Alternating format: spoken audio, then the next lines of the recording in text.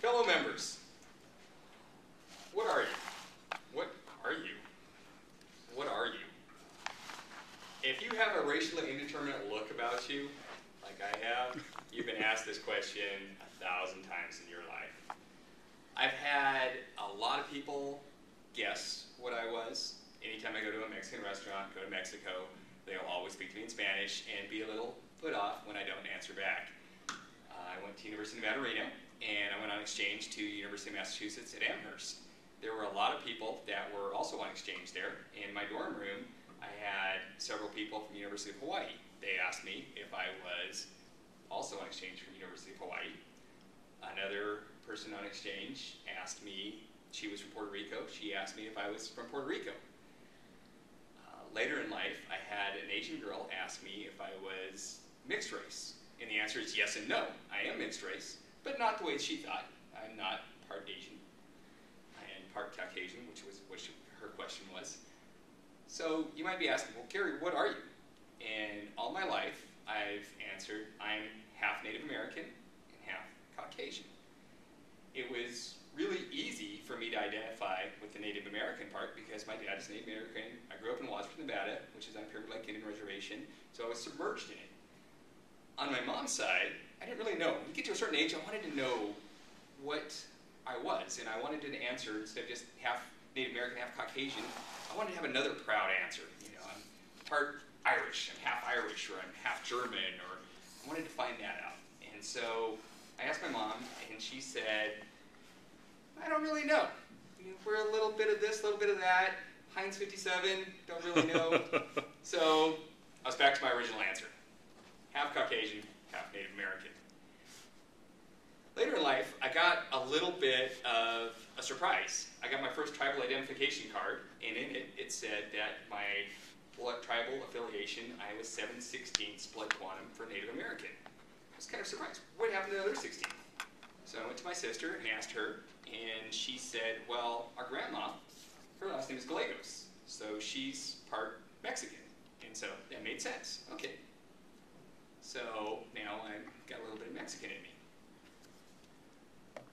A few years ago, NV Energy, as part of their health and wellness program, they had an optional program. They teamed with a company called 23andMe.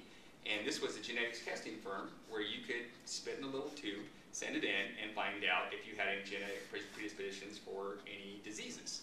One of the most famous examples of this is Angelina Jolie. She found out that she was predisposed to having breast cancer, so she had her breast removed. So I'm an engineer.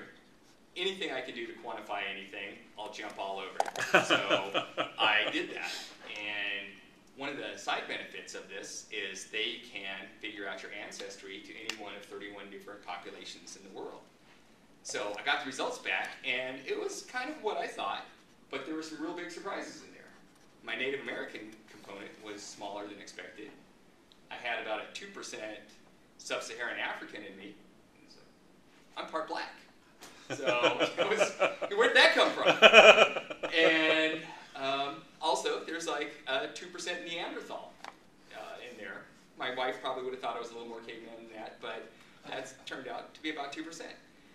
It gave me more questions than answers. So I ordered 2 kits for my parents, had them take the tests, and my mom, in a way she was right, in a way she was wrong. She turns out she was 99.9% European, mostly of Eastern and Northern European, but for the past 500 years, she was in a very specific, her ancestors were from a very specific area. My dad, on the other hand, he was quite a mixture. Turns out he was about 70% Native American, 25% of European descent, and a little bit of unknown. So I went to him and said, what's going on here? And he said, well, my grandma, she was Irish. She had red hair. And this kind of blew me away. He was born in 1932, and so his grandparents must have gotten married in the 1800s, and it kind of blew me away that an Irish lady married what had to have been a full-blooded Indian. You know, I would expect it to be the other way around, but I wouldn't have expected that. So it kind of surprised me. So in the end, I have more answers. Now people ask me, Gary, what are you? I now know that I am mostly Caucasian with a strong American Indian ancestry. But I guess really the best answer and my answer that I have in my heart is I'm an American.